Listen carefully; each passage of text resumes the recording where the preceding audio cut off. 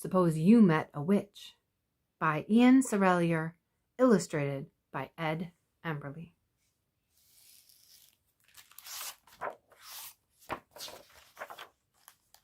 Suppose you met a witch. There's one I know, all willow-gnarled and whiskered head to toe. We drowned her at the 10-foot bridge last June, I think. But I've seen her often since at twilight time under the willows by the river brink, skimming the wool-white meadow mist astride her brimo breech. And once she flew past with a sudden twist and flick of the stick. She whisked me in, head over heels, splash, in the scummy water up to my chin. Ugh! Yet there are witless folk will say they don't exist. But I was saying, suppose you met a witch up in that murky waste of wood where you play your hide and seek. Suppose she pounced from out a bush. She touched you. She clutched you. What would you do? No use in struggling, in vain to pinch and pull. She's pinned you down, pitched you into her sack, drawn tight the noose. There's one way of escape, one word you need to know. W-A-N-D. Well, what does that spell? They learned it years ago. 2 children, Roland and Miranda, clapped in a witch's sack and trapped just as you might be. He was a mild and dreamy boy, musical as a lark. In the dark of the jolting sack he sang. She was quick in all she did, a nimble wit, her brain busy as a hive of bees at honey time. And Grimblegrum, that was the witch's name, jogged them home. This was the usual sort, a candy villa with walls of gingerbread, porch and pillar of barley sugar. She kicked the gate and the licorice-beaded door, undid the sack string, and tipped them onto the glassy, glacier-minted floor. As Roland fell, his boot struck like the crystal paving stones and chipped them. Like an angry rocket, she launched at him. Miranda sprang for the magic wand and pinched it from her pocket. Tip-tap, O house of cake, be a cloud-reflecting lake, me and Roland each a swan, gracefully afloat thereon, and deeper than a plummet sounded, Grimblegrum the witch be drowned. 'Twas done. Look there. D'ye see those 2 swans, a-gliding serene and cool, upon that heavenly painted pool, over the blue sky, over the floating clouds that shine like snow-white fleeces? Do you see 'em? Sudden and burst of bubbles, the witch popped up and shivered the clouds to pieces. I'll gabble you yet, she gulped, but all she gobbled was water. And with windmill arms she thrashed and lashed at them. No swimmer, she would have sunk like a boulder below, had not a felon crow, black-hearted as his feather, swooping, dipping, hoisted her by the belt, and borne her boggy, drooping, dripping home.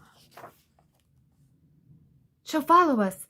No time to lose. Quick, we must fly, Miranda cried.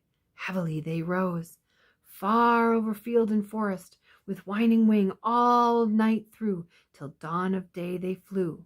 Meanwhile, the Grimble witch, now dry, had put on her 7-league boots, and do or die, 7 miles at a step, came galloping, gulping, gobble you yet, I'll gobble you yet.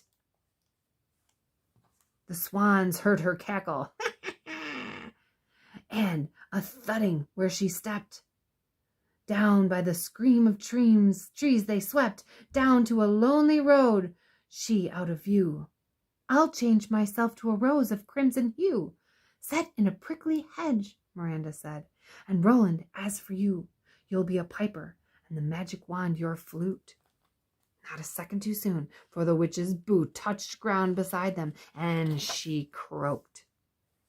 Oh, glorious, glorious rose, I have sought you from afar. How I wonder what you are. You may mock me from on high, but I'm the spider, you're the fly. And she gaped at that glorious and goriest of roses. and with the creakiest of eyes and the noisiest of noses, again she spoke. "Good over this rose, how daintily it would look if I stuck it in my cloak. May I pluck it?" "Good lady, you may, and I'll play for you the while." And Roland smiled, for his was a magic flute, each golden note entrancing. None could listen without dancing. One note, one, she spun like a top. 2 notes, 2, she hopped and couldn't stop. 3 notes, 3, and into that thorny, thistly tree with a hop, skip, and a jump went she. "Toodle-toot," sang the flute, and up went her boot, and down again soon, to the daintiest tune. Every thorn and twig did dance to the jig, and the witch, willy-nilly, did prickle and pin as it skewered her, and it was driving her silly. "Hi, ho!" she squeaked, "and tickle me thistle and prickle dee dee." She battered she was as she trotted and tripped, and her clothes were torn and tattered and ripped, until at last, all mingled and mangled, her right leg entangled, her left leg right angled, firm as a prisoner pinned to the mast, she stuck fast. Silence not a sound as Roland wiped the sweat from his brow. Then gently with his pipe he touched the rose. Out leaped Miranda to the ground. Hand in hand, chuckling through the wild wood, away home they ran. That same evening, a cowman passing by paused by a roadside bush to cut a switch. He heard a cry. "Arr!" Turning, saw in a hedge nearby a prickly witch who screamed and yelled and hissed at him and spat. So he put a match to the hedge, and that was that.